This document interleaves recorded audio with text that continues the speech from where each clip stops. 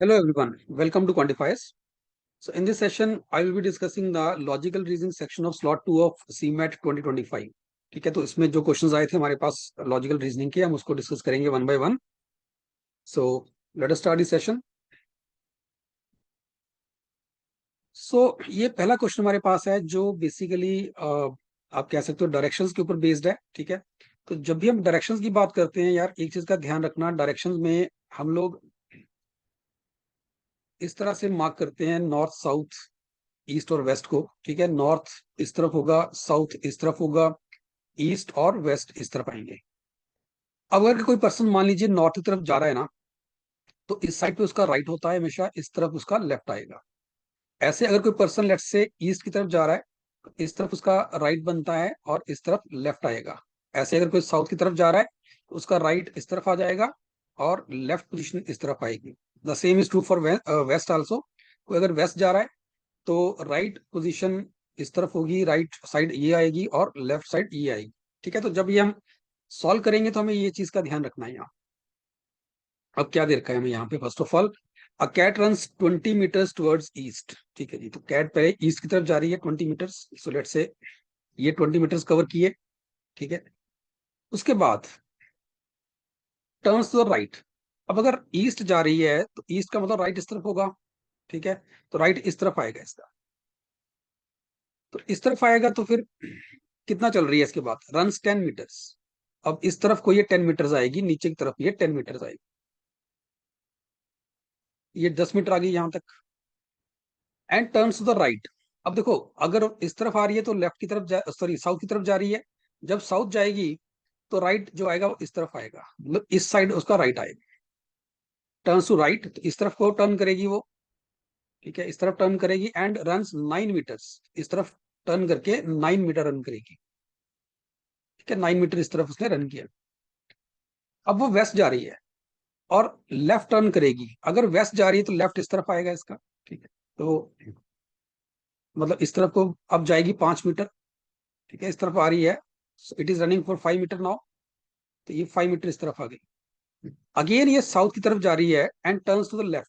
तो साउथ में अगर जाएगी तो लेफ्ट इस तरफ आएगा, तो मतलब ये इस तरफ को जाना शुरू करेगी अब. तो कितना चली यहाँ पे, 12 मीटर. तो यहाँ से आएगी ये 12 मीटर जाएगी.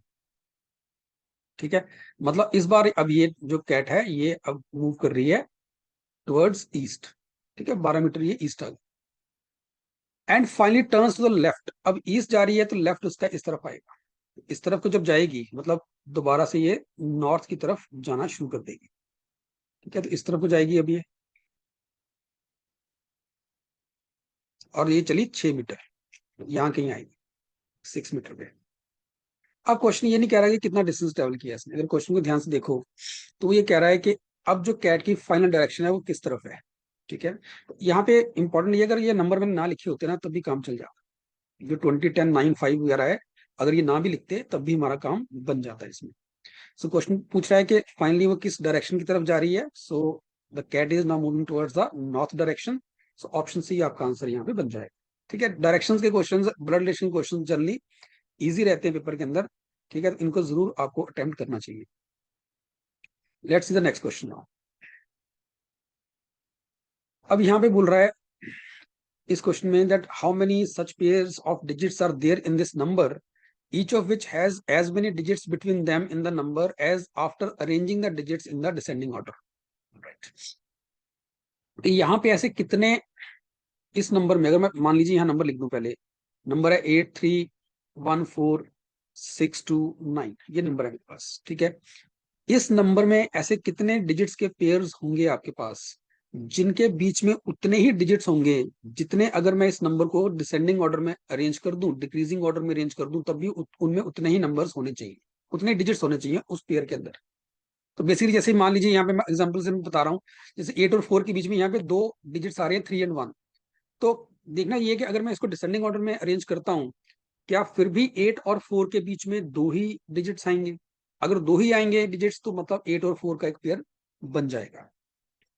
अब इसके लिए क्या करेंगे, हम इसको पहले डिसेंडिंग ऑर्डर में लगाते हैं. ध्यान रखना इसमें से कुछ डिजिट्स मिसिंग है, तो डिसेंडिंग में लगाएंगे तो 9 आएगा, फिर 8 आएगा, 7 हमारे पास नहीं है, 6 आएगा, 5 हमारे पास नहीं है, 4 आएगा, 3 आएगा, 2 आएगा और 1 आएगा.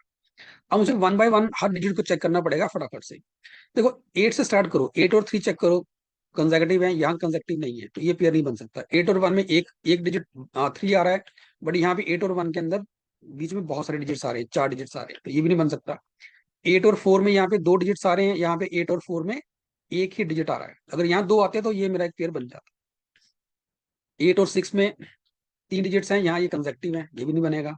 8 और 2 के बीच में यहाँ 4 डिजिट्स हैं, यहाँ पे 8 और 2 के बीच में 3 डिजिट्स हैं, ये भी नहीं बनेगा। 8 और 9 यहाँ पे एक्सट्रीम एंड्स पे है, यहाँ पे कंसेक्यूटिव है, ये भी नहीं बनेगा, तो 8 से कोई कोई नहीं बन रहा। नाउ लेट्स सी 3, 3 और 1 कंसेक्यूटिव है, यहाँ कंसेक्यूटिव नहीं है। 3 और 4 में एक आ रहा है, यहाँ कंसेक्यूटिव, नॉट पॉसिबल। 3 और 6 में यहाँ 2 आ रहे हैं, यहाँ पे 3 और 6 में एक ही डिजिट आ रहा है, तो ये भी नहीं बन पाएगा। यहाँ 3 और 2 में 3 आ रहे हैं, यहाँ ये कंसेक्यूटिव है, ये भी नहीं बन पाएगा। 3 और 9 में यहाँ पे 4 आ रहे हैं, यहाँ पे 3 और 9 में 3 डिजिट्स आ रहे हैं, तो ये भी नहीं बन सकता। 1 से चेक करते हैं, 1 और 4। अब देखो पीछे की तरफ चेक करने की जरूरत नहीं है, 1 और 3 से आप ऑलरेडी चेक कर चुके हैं, आपको सिर्फ आगे की तरफ चेक करना है। 1 और 4 कंसेक्यूटिव है, यहाँ कंसेक्यूटिव नहीं है। 1 और 6 में एक डिजिट आ रहा है, यहाँ 1 और 6 में 3 आ रहे हैं। 1 और 2 में 2 आ रहे हैं, यहाँ कंसेक्यूटिव है। 1 और 9 यहाँ पे 3 आ रहे हैं, यहाँ पे एक्सट्रीम एंड्स पे है, तो ये भी नहीं बनेगा। अब 4 से चेक करते हैं, 4 और 6 यहाँ पे कंसेक्यूटिव है, यहाँ भी कंसेक्यूटिव है, तो मतलब यहाँ भी 0 डिजिट आ रहा है, यहाँ भी 0 डिजिट आ रहा है, तो पहला पेयर मेरा बन गया 4 और 6। 4 और 2 के बीच में एक डिजिट आ रहा है, यहाँ भी 4 और 2 के बीच में एक ही डिजिट आ रहा है, सेकंड मेरा पेयर बन गया यहाँ पे 4 और 2 का। 4 और 9 के बीच में यहाँ पे 2 डिजिट्स आ रहे हैं, यहाँ पे 4 और 9 के बीच में यहाँ भी 2 डिजिट्स आ रहे हैं, तो तीसरा पेयर मुझे यहाँ और मिल गया, और 4 और 9 का मिल गया। तो 4 से मेरे पास 3 पेयर बन गए, 4 6 4 2 4 9 का। अब 6 से चेक करते हैं, 6 और 2 कंसेक्यूटिव है, यहाँ कंसेक्यूटिव नहीं है। 6 और 9 के बीच में यहाँ एक डिजिट है, यहाँ पे 6 और 9 के बीच में एक ही डिजिट आ रहा है, चौथा पेयर मुझे मिल गया 6 और 9 का। आगे 2 और 9, 2 से सिर्फ देखो, 2 से इधर वाले पेयर चेक करने की जरूरत नहीं, वो ऑलरेडी आप चेक कर चुके हो, ठीक है ना। 2 और 9 यहाँ पे कंसेक्यूटिव है, यहाँ पे कंसेक्यूटिव नहीं है, तो नहीं बन पा रहा। तो these are the only 4 possibilities. तो आपका आंसर ऑप्शन सी बन जाएगा कि 4 ऐसे आपको पेयर मिलेंगे यहाँ पे डिजिट्स में, जिनके बीच में उतने ही डिजिट्स हैं जितने अगर हम नंबर को डिसेंडिंग ऑर्डर में लिखते हैं तो तब भी उनके बीच में उतने ही डिजिट्स रहेंगे। ठीक है जी, चलिए अब नेक्स्ट क्वेश्चन देखते हैं।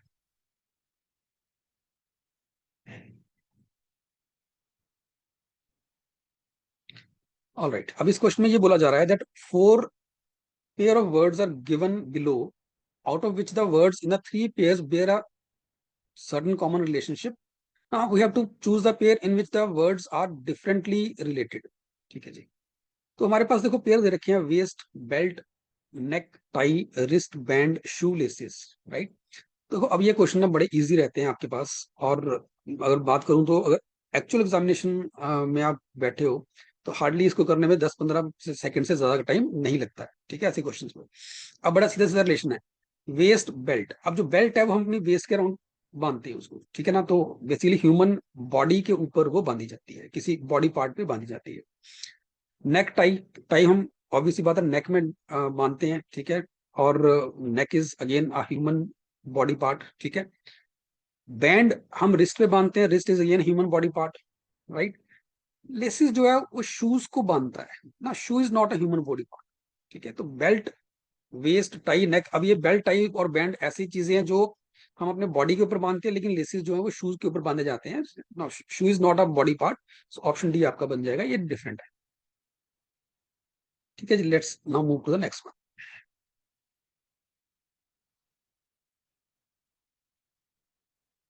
अब ये एक आपके पास बेसिकली सीरीज का क्वेश्चन है, मिसिंग हमें टर्म निकालनी है यहाँ पे, ठीक है। यह सब जब ये सर्कल्स वगैरह बनते हैं ना, तो देखो हमें ना बेसिकली क्वाड्रेंट्स की तरफ सबसे पहले देखना चाहिए। जैसे ये पहला क्वाड्रेंट है, इसमें कोई रिलेशन होना चाहिए, सेकंड क्वाड्रेंट इसमें कोई रिलेशन होना चाहिए, इस क्वाड्रेंट के नंबर्स में कोई रिलेशन होना चाहिए, और वही रिलेशन यहाँ पे एग्जिस्ट करना चाहिए। तो कुछ इस तरीके से हमें इनको सोचना चाहिए। ठीक है, अब देखो 216, अब 2 और 8 से क्या रिलेशन है इसका। अब हम्म, अगर थोड़ा सा हिट एंड ट्रायल लगाओ, और 7 और 3 64 ना, ऐसे 10 और 8 का 8 के साथ, तो अगर आप थोड़ा ध्यान दो, 8 और 2 का डिफरेंस जो होगा वो 6 होता है, और ये 6 का क्यूब है, 6 का क्यूब 216 है। तो बेसिकली इन दोनों का डिफरेंस लेके उसका क्यूब कर दिया, लेट्स सी क्या यहाँ पे ये फॉलो होता है। 7 और 3 का डिफरेंस 4 है, और 4 का क्यूब 64 यहाँ बन रहा है, परफेक्टली ओके। यहाँ पे डिफरेंस 2 का आ रहा है, 2 का क्यूब 8 यहाँ बन रहा है। मतलब यहाँ पे डिफरेंस जो आ रहा है 3 का बन रहा है, 3 का क्यूब मतलब 27 यहाँ आना चाहिए। It should B 27, option D. ठीक है, अब ये क्वेश्चन थोड़े से ट्रिकी रहते हैं एग्जामिनेशन पॉइंट ऑफ व्यू से, अगर मैं बात करूं थोड़े से ट्रिकी क्वेश्चंस होते हैं। तो अगर तो फटाफट से क्लिक करता है ये कि हाँ ठीक है समझ आ गया मुझे कि क्या करना है, इसका अगर पैटर्न मुझे समझ आ गया, तब ये उनको करो यार। अगर नहीं समझ आ रहा है कि क्या करना है क्या नहीं करना, तो फिर एक बार के चयन को छोड़ भी दो, कोई दिक्कत नहीं है। ठीक है, तो मतलब टाइम वेस्ट नहीं करना है इनके ऊपर। हाँ, लेट्स सी नेक्स्ट वन। अब यहाँ बोला गया है cube of white material is painted red on all it's surfaces. If it is cut into 125 smaller cubes of same size, then how many cubes will have two sides painted red? All right. अब इसको थोड़ा सा ना cube बना के देखते हैं।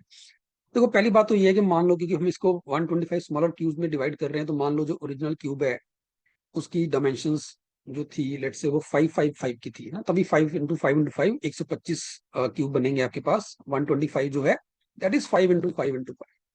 तो बेसिकली मैं ये कह रहा हूँ कि जो बड़ा क्यूब है that is of 5 centimetre length, जिसको हम हमने 1 1 सेंटीमीटर में काट दिया, so that we got 125 smaller cubes. ठीक है, मैंने ज्यूम कर लिया कि जो बड़ा क्यूब था that was of 5 centimetre dimension, उसकी लेंथ ब्रेड्थ हाइट 555 सेंटीमीटर की थी। सो दैट जब मैंने 1 1 सेंटीमीटर पे कट लगाए तो मेरे पास टोटल 5 × 5 × 5 मीन्स 125 स्मॉलर क्यूब बन गए। अब इस डायग्राम, इसको थोड़ा सा डायग्राम से बनाना पड़ेगा, डायग्राम देखनी पड़ेगी। एक काम करते हैं, क्यूब बना के देखते हैं, उसको 5 बाय 5 में कट करते हैं। ठीक है, तब थोड़ा सा जो है ज्यादा क्लैरिटी आएगी।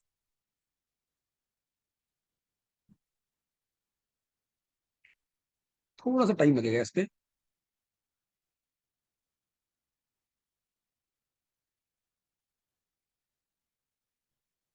Alright.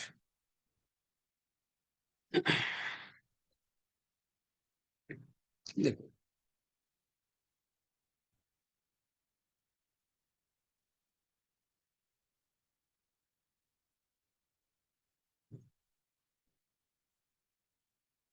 देखो वैसे तो ना ये फॉर्मूला आपको डायरेक्ट आता होना चाहिए। अगर डायरेक्ट आपको फॉर्मूला आता है तो ये डायग्राम बनाने की जरूरत नहीं होती है। ठीक है, बट कई बार हमें फॉर्मूला नहीं आता है तो फिर जो है डायग्राम हमारी हेल्प करती है।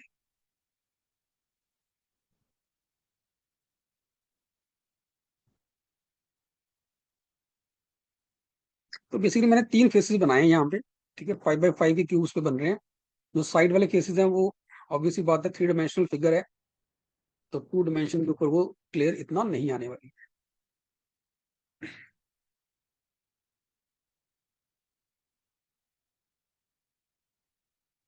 अब यहाँ पे ना क्यूब में हमें पता है कि 6 फेसेस हैं, 8 कॉर्नर्स हैं और 12 एजेस बनते हैं। ठीक है, तो जो ये कॉर्नर वाले होते हैं ना, ये जो 8 कॉर्नर वाला जो ये वाला क्यूब होगा, सोचो जरा ये जो क्यूब होगा ये वाला, ये बेसिकली 3 साइड से पेंटेड होगा, यहाँ से और इधर पीछे की तरफ से। ठीक है, सिमिलरली ये वाला जो इस कॉर्नर पे बैठा हुआ है, यहाँ से पेंटेड है, यहाँ से भी पेंटेड है और इस तरफ से भी पेंटेड है, तो ये 3 साइड पेंटेड होगा। तो जो 3 साइड पेंटेड होंगे वो बेसिकली कौन से हैं, जो कॉर्नर्स पे होंगे 8, वो 3 साइड पेंटेड होंगे। अब जो एजेस पे आ रहे हैं, अब सोचो जरा, जो इस ये एक मैं एक एज पकड़ा, ये वाला एज पकड़ा लेट्स से, इस एज के ऊपर ये जो क्यूब है, ये क्यूब इनको हटा देते हैं एक बार के लिए, कंफ्यूज करेगा ये जो एज के ऊपर ये क्यूब बन रहा है, ये यहाँ से पेंट होगा और यहाँ से पेंट होगा। सिमिलरली ये वाला क्यूब यहाँ से पेंट होगा और यहाँ से होगा, ये वाला ऐसे यहाँ से होगा और यहाँ से। तो ये वो क्यूब्स आ रहे हैं जो 3 साइड से, सॉरी, जो 2 साइड से पेंटेड है, ये वो 3 क्यूब्स आ रहे हैं जो 2 साइड से पेंटेड है। ठीक है, अब देखो यहाँ जो मेरे पास डायमेंशन बन रही है, यहाँ पे जो क्यूब बन रहे हैं कितने बन रहे हैं, 5 बन रहे हैं ना, 1 2 3 4 5। इनमें से एक्सट्रीम वाले 2 हटा दो तो बाकी बीच वाले 3 जो होंगे ये 2 साइड पेंटेड होंगे, तो ये एजेस पे बनते हैं। तो आप ये कह सकते हो अगर आपके पास 5 बाय 5 का बन रहा है तो 5 - 3, 5 - 2 3 क्यूब बनेंगे एक एज के ऊपर। या अगर मान लीजिए आपके पास n × n डायमेंशन का बन रहा है n क्यूब, आप बोल सकते हो कि एक एज के ऊपर, 1 एज के ऊपर हम बात करें तो हमारे पास n - 2 क्यूब्स बनते हैं जो 2 साइड पेंटेड होंगे, 2 साइड पेंटेड होंगे। मतलब अगर ये मैं 4 बाय 4 का बनाता, 4 × 4 × 4 का बनाता तो 2 बनते मेरे पास। ठीक है, 6 × 6 × 6 का बनाता तो 4 बनते मेरे पास। ठीक है, तो बेसिकली n-2 चाहिए। अब ये देखो, अब यहाँ देखो, आ जाओ इधर, आ जाओ, इस वाले एज को पकड़ लो, ये एज को पकड़ो, इस एज को। यहाँ पे ये जो क्यूब बनेगा, ये यहाँ से और इस तरफ दोनों तरफ से पेंटेड होगा। ऐसे ये यहाँ से और यहाँ से पेंटेड होगा, ये यहाँ से और यहाँ से पेंटेड होगा। तो यहाँ भी देखो n-2 बन रहा है। ठीक है, तो बेसिकली एक एज के ऊपर n-2 क्यूब्स होते हैं जो टू साइड पेंटेड होते हैं। ठीक है, हमें क्या बोला गया, टोटल कितने होंगे? तो टोटल हमारे पास कितने हो जाएंगे? अब इस केस में अगर बात करें, n-2 का मतलब कितना हो गया, 3, है ना, यहाँ क्योंकि n की वैल्यू 5 है, तो इस केस में 5-2 3 क्यूब्स होंगे जो एक एज के ऊपर आपको मिलेंगे, जो टू साइड से जिनके टू फेसेस होंगे पेंटेड। ठीक है, अब मेरे पास एक एज के ऊपर अगर 3 मिल रहे हैं, तो क्यूब में मुझे पता है दे रहा है 12 एजेस, तो टोटल कितने हो जाएंगे, 12 × 3, टोटल बन जाएगा 12 × 3, 36 क्यूब बनेंगे जो टू साइड जो है पेंटेड रहेंगे। राइट, सो ऑप्शन डी आपका आंसर यहाँ बन जाए। अब इसको डायरेक्टली याद भी रख सकते हैं इस रिजल्ट। अच्छा, इसमें एक और चीज है, अगर मैं इसमें थोड़ा ऐड करूं, हमें पता है कि जो 3 साइड पेंटेड होंगे वो हमेशा कॉर्नर पे मिलते हैं, हमेशा 8 बनेंगे। जो सिंगल पेंटेड होंगे वो कितने होंगे, सिंगल फेस पेंटेड, वो कौन सा होगा, सोचो जरा आप। सिंगल साइड पेंटेड जो होगा, सो सिंगल साइड पेंटेड जो होगा ना, वो ये वाले होंगे। Let me change the colour, ये वाले। देखो, ये हो गया एक, ये हो गया, ये हो गया, ये हो गया, ये हो गया, ये हो गया, ये सब जो होंगे ना एक फेस के ऊपर आपको दिख रहे हैं, ये सारे के सारे सिंगल साइड पेंटेड होंगे। तो ये कितने हो जाएंगे, देखो टोटल 5 इस तरफ है, 2 माइनस कर दिया, 3 बन गया ना। तो ये बेसिकली n-2 का स्क्वायर बन जाता है, n-2 का स्क्वायर। इस केस में कितना बन रहा है ये, 5-2 का स्क्वायर, मतलब 3 का स्क्वायर 9। तो देखो एक फेस पे 9 बन रहे हैं आपके पास। राइट, तो 3 साइड जो जिनका पेंट होगा वो 8 होंगे, 2 साइड पेंट होगा वो n-2 होंगे, हर एज के ऊपर इंटू 12 कर दीजिए। और 1 साइड पेंट जो होगा वो n-2 का स्क्वायर होगा, इंटू 6 कर दीजिए, क्योंकि हर फेस के ऊपर आपको n-2 का स्क्वायर मिलने वाला है। ऐसे यहाँ पे कौन से होंगे 9, एक ये, ठीक है, ये वाला, ये वाला, ये वाला, ये और ये ऐसे होंगे जो 3 साइड, सॉरी, जो 1 साइड पेंटेड होंगे। ठीक है, ये आपके पास टोटल 9 बन रहे हैं इस केस के अंदर, अदरवाइज ये 9 n-2 का होल स्क्वायर बनता है। चलिए नेक्स्ट देखते हैं। All right, Venn diagram based question है, इजी क्वेश्चन होता है अगर आपको वेन डायग्राम पता है। अब ये कह रहा है कि हमारे पास एक लिस्ट वन दे रखी है ग्रुप ऑफ थिंग्स की, और एक उनकी वेन डायग्राम पैरेलल दे रखी है, हमें मैच करना है कि कौन सा वेन डायग्राम किसको रिप्रेजेंट कर रहा है, कौन से लिस्ट वन की ग्रुप जो चीजों ग्रुप दे रखे हैं उनके कॉरस्पॉन्डिंग वेन डायग्राम्स कौन से बन रहे हैं। अब देखो ऑप्शन, अगर देखो ऑप्शन में लिखा है A1 को रिप्रेजेंट कर सकता है या A3 को कर सकता है। ठीक है ना, तो A1 A3 चल रहा है, तो A का या तो 1 होगा या फिर A का 3 होगा। नाउ लेट्स सी, A कह रहा है फ्लावर्स, वाइट और क्लोथ्स। अब देखो, अगर 1 को देखो तो 1 में एक सेट है जिसके अंदर एक सबसेट बन रहा है। यहाँ पे मुझे नहीं दिख रहा है कि क्लोथ्स एक मेजर सेट हो और उसके अंदर व्हाइट या फ्लावर्स का सेट सबसेट बनता हो, ऐसा नहीं हो सकता।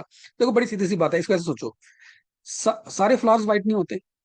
ठीक है, सारे फ्लावर्स व्हाइट नहीं होते, बट कुछ व्हाइट होते हैं, मतलब फ्लावर्स और व्हाइट का कुछ पार्ट आपस में इंटरसेक्ट करना चाहिए। सारे फ्लावर्स तो व्हाइट होते नहीं, कुछ होते हैं। ऐसे सारे क्लोथ व्हाइट नहीं होते, कुछ होते हैं। तो व्हाइट और क्लोथ का कुछ पार्ट जो है आपका, वो इंटरसेक्ट करना चाहिए। अब फ्लावर्स और क्लोथ में कुछ भी कॉमन नहीं है, दे आर डिसजॉइंट। ठीक है ना, कोई क्लोथ फ्लावर नहीं होता। ठीक है, तो उनका कुछ भी आपस में कॉमन ओवरलैप नहीं आएगा। तो बेसिकली इस तरह का डायग्राम बनना चाहिए, Venn diagram for flowers, white and cloth, जो यहाँ पे 3 में दे रखा है। ए का कॉम्बिनेशन 3 से बनता है, मतलब या तो ऑप्शन सी होगा या डी होगा। अब इसमें मुझे B1 चेक करने की जरूरत नहीं है, बी का 1 ही रहेगा। ठीक है? वो अगर आप चेक करना चाहो कर सकते हो, फर्नीचर, बुक्स और टेबल है। ठीक है, फर्नीचर, बुक्स और टेबल, तो टेबल जो है बेसिकली वो फर्नीचर का पार्ट है। तो ये आपका टेबल है। ठीक है, ये आपका फर्नीचर हो गया, table is a part of furniture, subset of furniture, books are a separate set. तो फर्नीचर और बुक्स का कोई आपस में रिलेशन नहीं है, सो ये आपस में डिसजॉइंट हो गए। ठीक है, तो वो बन रहा है, मुझे चेक करने की जरूरत नहीं है। अब देखना ये यार कि क्या सी का 2 बनता है या सी का 4 बनता है। लेट्स सी, सी क्या है, कैरेट, फूड, वेजिटेबल। इजी है ना, कैरेट, ना carrot is subset of vegetable, vegetable is kind of food, food है ना। तो बेसिकली एक फूड, आपके पास फूड का एक सेट बन गया। अब फूड में वेजिटेबल्स भी आ सकती हैं, नॉन वेजिटेरियन चीजें भी आ सकती हैं। ठीक है, वो भी फूड के अंदर आती हैं। फूड का पार्ट है आपका वेजिटेबल्स सबसेट है उसका, और वेजिटेबल्स का सबसेट है कैरेट्स, क्योंकि वेजिटेबल में कैरेट के अलावा और भी बहुत सी चीजें आ सकती है। इसका मतलब सी का जो बनेगा वो 4 बनना चाहिए। तो सी कैन नॉट बी 2, सी 2 नहीं बन सकता, देखो जरा। ठीक है ना, सी का 4 बनना चाहिए, डी का 2 बन सकता है, देखो जरा। Pocket, shirt, collar. तो शर्ट मेरा बेसिकली सबसे मेन सेट बन गया। शर्ट के अंदर में पॉकेट भी मिलती है, कॉलर भी मिलता है, तो ये पॉकेट होगी, ये कॉलर हो गया, but pocket and collar they are disjoint, different चीजें हैं। तो डी का 2 बन जाएगा, ठीक है ना। तो सी का 4 बनना चाहिए। सो ऑप्शन इस केस में डी बनना चाहिए आपका आंसर। राइट, तो ये क्वेश्चन इजी रहते हैं, ठीक है, मैंने समझाने में थोड़ा टाइम लिया है इसको। बट अदरवाइज अगर आपको वेन डायग्राम की अच्छी नॉलेज है तो आपको ये सारी वेन डायग्राम बनाने की जरूरत भी नहीं है, आप सिर्फ देख के बता सकते हो कि आंसर कौन सा होना चाहिए। चलिए नेक्स्ट देखते हैं इसमें। ऑल राइट जी, अब इस क्वेश्चन के अंदर थोड़ी सी मुझे एम्बिग्युइटी लग रही है। क्वेश्चन ये कह रहा है identify the wrong term in the series.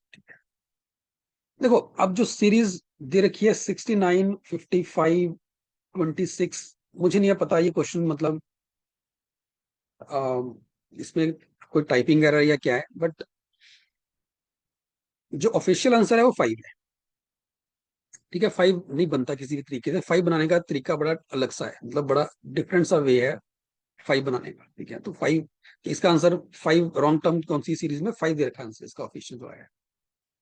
तो उसमें ये करा हुआ है यार कि उसमें ये सोच के बन सकता है कि 69 से 55 कैसे बन रहा है। बेसिकली 6 × 9, 54 प्लस 1 करोगे तो 55 बन जाता है।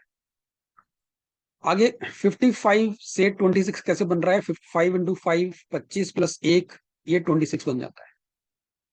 अब ये 26 से 13 कैसे बन रहा है, 2 × 6 प्लस 1 से ये 13 बन रहा है। ठीक है, तो लॉजिक गलत नहीं है, बट ऐसी सीरीज बड़ी मतलब वेग सी होती है, ऐसी बहुत कम देखने को मिलती है ऐसी सीरीज की, इस तरह से सीरीज बनाई जाए। ठीक है, अब 13 से 5 कैसे बना हुआ है, 1 × 3। अब अब यही लॉजिक लगाओगे तो इट शुड बी 1 × 3 प्लस 1, तो यहाँ पे 4 होना चाहिए था। तो 4 should be the right number instead of 5। ठीक है, तो इसलिए 5 यहाँ पे मार्क हो जाएगा। So this is one way. But अगर मान लो मुझे नहीं पता कि प्रिंटिंग में गलती है या क्या गलती है, लेट्स से अगर मैं 69 को 71 कर दूं, let's let's say take another series कि मैंने 69 को 71 कर दिया, लेट्स से 71, 55, तो आंसर 55 बन जाता है। ठीक है, क्योंकि उस केस में आप देखो डिफरेंस, देखो यहाँ डिफरेंस 8 का चल रहा है, यहाँ डिफरेंस चल रहा है इनमें 13 का। यहाँ डिफरेंस आपका एकदम से 29 का हो गया, और यहाँ पे डिफरेंस आपका बन गया 16। ठीक है ना। अब अगर मान लो मैं यहाँ पे देखूं, यहाँ पे डिफरेंस इनका डिफरेंस 5 का आ रहा है।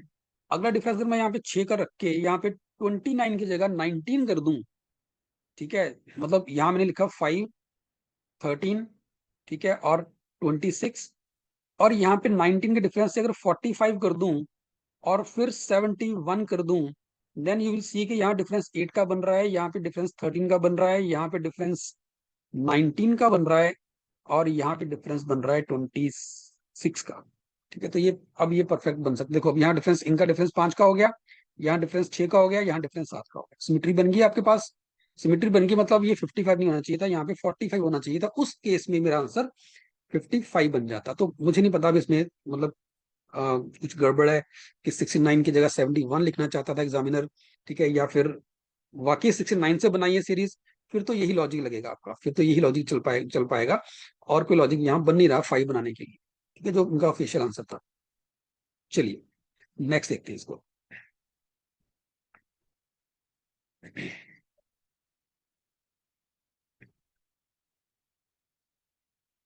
ऑलराइट, अब इस क्वेश्चन में देखो, ये कह रहा है in a certain code language poetry is written as this code, how is more written in that code.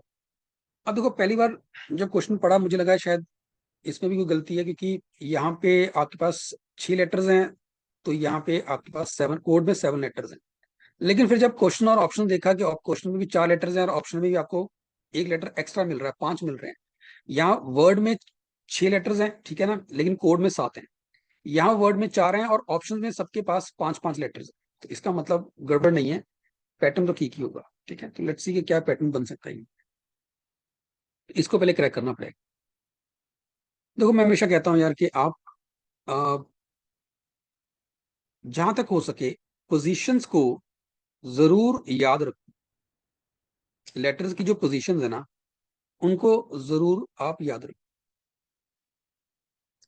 ठीक है, बट यहाँ पे लॉजिकली देखो, अब अब ध्यान से देखो, अगर इस क्यू को छोड़ दूं मैं अगर इनको देखूं, तो ओ पी एक लेटर आगे, एम एन ओ एक लेटर आगे, डी ई है ना, S T, Q R, X Y. या फिर आप ऐसे भी कह सकते हो यार कि जो कोड बने हुए वो क्या बने हुए हैं, पी से पिछला लेटर ओ से पिछला लेटर एन, ई से पिछला लेटर डी, टी से पिछला लेटर एस, आर से पिछला लेटर क्यू, और वाई से पिछला लेटर एक्स। ये क्यू का क्या करें हम, ये बेसिकली ये सारे -1 चल रहे हैं, एक एक लेटर पीछे चल रहे हैं, ठीक है ना। और ये +1 चल रहा है एक एक्स्ट्रा, तो पहले लेटर का +1 एक्स्ट्रा चल रहा है। तो ये चीज यहां लगाते हैं मोर पे। एम है, एम का अगला लेटर एन आएगा, ठीक है, एन यहां लगा दिया आपने। एम से अब ये +1 कर दिया आपने, बाकी एक -1 चलेगा यहाँ पे, तो -1 पे एन आ जाएगा, सॉरी एल आ जाएगा। ठीक है, एल आ जाएगा यहाँ पे, -1 पे एल आ जाएगा। इसका एक लेटर पीछे जाएंगे तो एन आ जाएगा -1 पे। इसके एक लेटर पीछे जाएंगे क्यू आ जाएगा।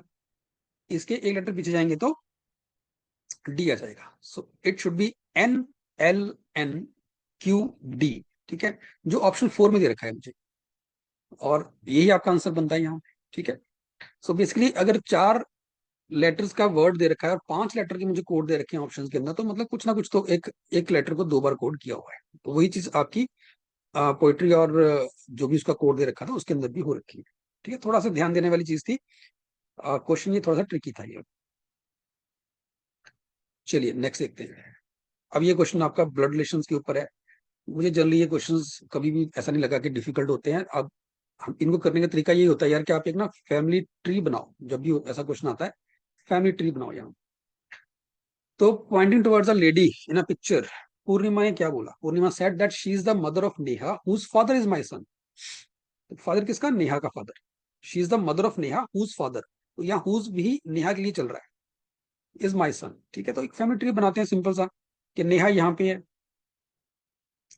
That lady in the picture is mother of Neha, तो नेहा की वो मदर है, नेहा की वो मदर है।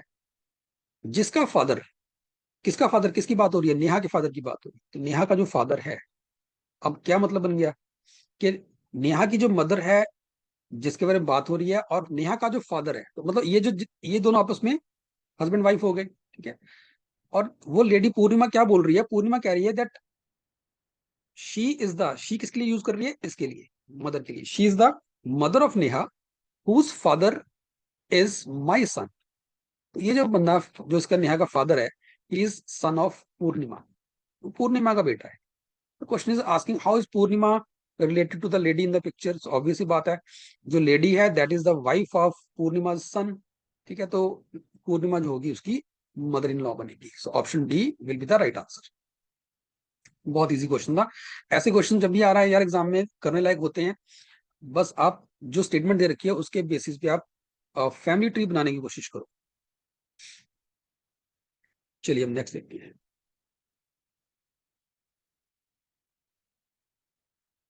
All right, membership based question है, अगेन बहुत इजी क्वेश्चन रहते हैं ये वाले। इसमें क्या बोला गया अब, कि जो ट्राइंगल यहाँ पे है, in the triangle if the triangle represents doctors, तो ये जो ट्राइंगल है ये डॉक्टर्स को रिप्रेजेंट कर रही है। ठीक है, सर्कल रिप्रेजेंट कर रहा है टीचर्स को, और जो रेक्टेंगल है ये रिप्रेजेंट कर रही है फिल्म मेकर्स को। ठीक है, इसका मतलब ये है यार कि जो ये नंबर 4 है, हमें देख, अगर ये 4 नंबर किसको रिप्रेजेंट कर रहा है अगर पूछा जाए, तो ये 4 किस किस को, किस किस डायग्राम के अंदर आ रहा है, ये देखो, ये आप देखोगे ये तो ये रेक्टेंगल के अंदर भी है, और ये डॉक्टर के अंदर भी है। तो ये बेसिकली कौन लोग हैं, जो फिल्म मेकर्स भी हैं और डॉक्टर्स भी हैं। ये 8 जो है ये सिर्फ और सिर्फ ट्राइंगल के अंदर आ रहा है, तो ये सिर्फ और सिर्फ डॉक्टर्स हैं। ये 7 को देखो, ये 7 जो है ये सर्कल के अंदर आ रहा है और ट्राइंगल के अंदर आ रहा है, सिर्फ सर्कल और ट्राइंगल के अंदर है, रेक्टेंगल से बाहर है। तो ये 7 किसको रिप्रेजेंट कर रहा है, टीचर्स को और डॉक्टर्स को। ठीक है, और ऐसे ही इसमें कोई ऐसा है जो तीनों में आ रहा हो, तीनों वाला कोई नहीं है इसमें, तीनों वाला कोई नहीं है, चलो। राइट, अब क्वेश्चन क्या पूछ रहा है यहाँ पे, then which number represents the teachers, तो टीचर्स देखने हैं जो सर्कल को हैं, who are neither doctors nor film makers. तो मुझे सर्कल में वो नंबर देखने हैं जो ना ट्रायंगल के अंदर आ रहे हो, ना ही वो रेक्टेंगल के अंदर आ रहे हो, which are neither doctors nor film makers. तो देखो ये 5 है, ये 5 ट्रायंगल से और रेक्टेंगल दोनों से बाहर है। ऐसे ये 2 भी रेक्टेंगल और ट्रायंगल दोनों से बाहर है। 3 जो है ये आपका रेक्टेंगल के साथ ओवरलैप कर रहा है, 7 आपका ट्रायंगल से ओवरलैप कर रहा है, तो ये नहीं आएगा। तो ये 2 और 5 ये दो नंबर्स हैं जो सिर्फ टीचर्स हैं, ठीक है, they are not doctors as well as not film makers. Right, so option D आपका यहाँ पे आंसर बन जाए। अगेन बहुत इजी क्वेश्चन रहते हैं ये वाले, ठीक है। इनफैक्ट यही क्वेश्चन है जो आपके एग्जाम में मार्क्स बनाते हैं। चलिए अगला देखते हैं। अब we have to arrange these words so that a meaningful sequence यहाँ पे बन पाए, राइट। और फिर वो जो भी सीक्वेंस बनेगा उसको हमें as per the option mark करना है। सो पबर्टी है, अडल्टहुड है, चाइल्डहुड है, इन्फेंसी है, डॉल्सिंस है। तो मतलब these are basically the different stages of human development, है ना, बच्चे से लेके जवान होने तक की सारी ये स्टेजेस की बात हो रही है। तो सबसे पहले क्या आएगा? इन्फेंसी, ऑब्वियस सी बात है ना, इन्फेंसी सबसे पहले आएगा। फिर हमारे पास चाइल्डहुड आता है, बचपन आता है ना, पहले तो बिल्कुल बच्चे होते हैं, फिर बचपना आता है, फिर हम थोड़ा जवान होना शुरू करते हैं तो पबर्टी आएगा। फिर उसके बाद एडोलेसेंस एज आती है आपकी, ठीक है, जो उसको टीनेज भी बोल देते हैं हम लोग। एंड देन अडल्टहुड आएगा आपके पास, बी। तो basically DCAEB would be the correct sequence, ठीक है। तो ऐसे क्वेश्चन भी आपके पास इजी रहते हैं, करने लायक होते हैं। अगर आपको वर्ड्स की मीनिंग्स पता है तो मतलब हार्डली 5-10 सेकंड का क्वेश्चन ये पेपर में रहता है, ठीक है। तो ये बेसिकली क्वेश्चन वो रहते हैं जो स्कोरिंग क्वेश्चन होते हैं, राइट। सो DCAEB। चलिए नेक्स्ट देखते हैं।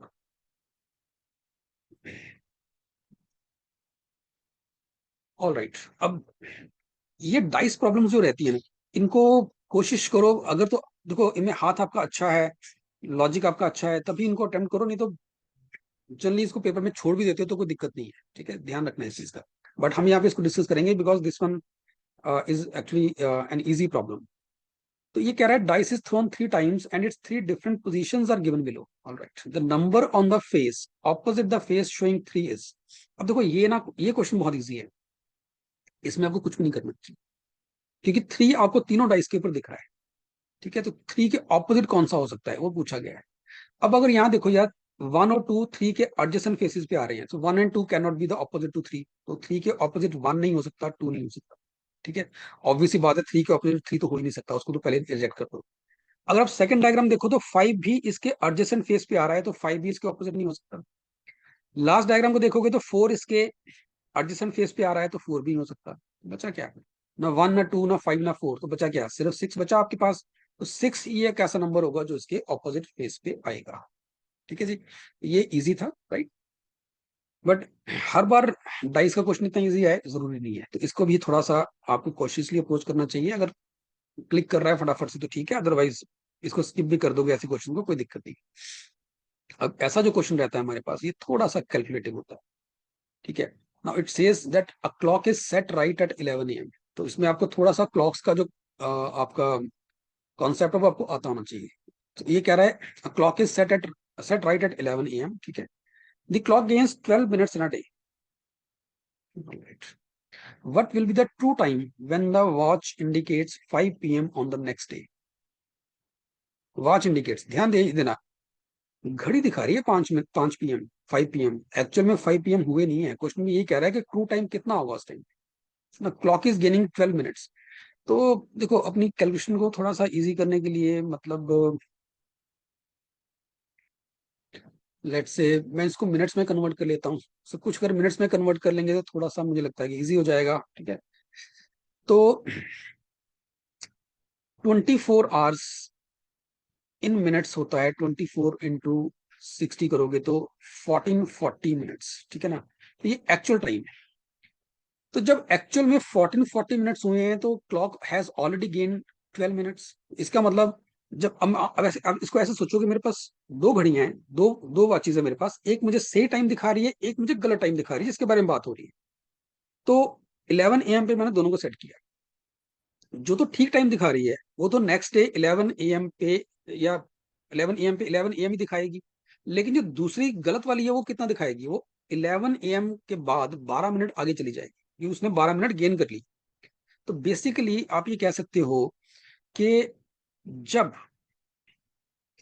जब एक्चुअली व्हेन एक्चुअल टाइम जो है, when actual time is 1440 minutes, ठीक है, जब एक्चुअली 1440 मिनट्स हुए हैं, तो घड़ी कितना शो कर रही है?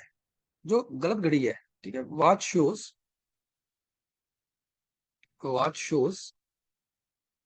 1452 मिनट्स। 12 मिनट्स ने ज्यादा दिखाने हैं, 1440 से 12 ऐड कर दो, 1452 मिनट्स दिखाएगी। ठीक है, अब हमने इसको 11 AM पे सेट किया था, नेक्स्ट डे 5 PM तक। ये हो गए 6 आवर्स और हो गए, तो 24 और 6 30 आवर्स का ये ड्यूरेशन है। 30 आवर्स का मतलब हो गया वन, इसको 60 से मल्टीप्लाई करोगे 1800 मिनट्स का।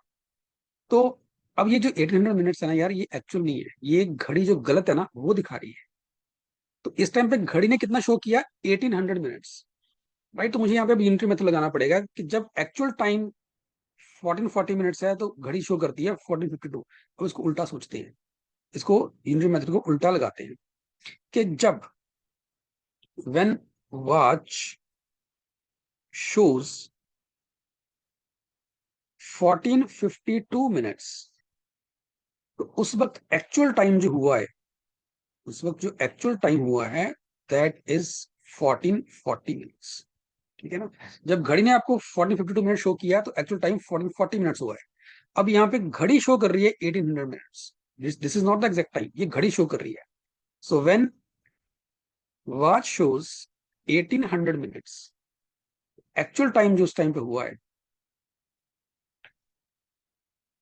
एक्चुअल जो टाइम उस टाइम पे हुआ है वो कितना हो जाएगा?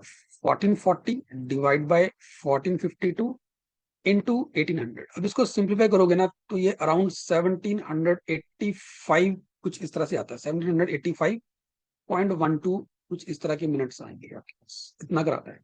तो बेसिकली इसका मतलब ये है कि जब घड़ी 1800 मिनट शो कर रही है, एक्चुअल टाइम जो हो रहा है वो 1785 मिनट्स हो रही है, तो डिफरेंस जो है वो अराउंड 15 मिनट का है। ठीक है ना? तो डिफरेंस जो आ रहा है यहाँ पे that is close to 15 minutes.